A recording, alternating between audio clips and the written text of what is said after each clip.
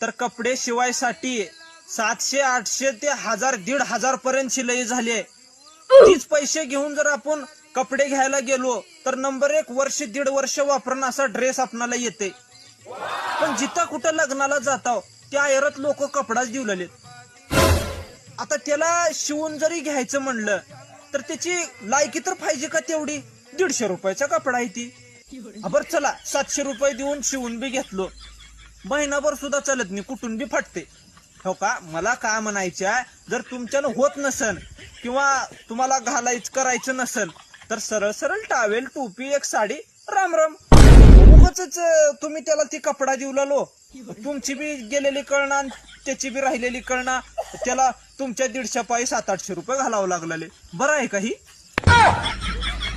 4 शिवून घेतला, कुठून बी फाटले हो. महिनाभराचे पगार गेले तर माझी.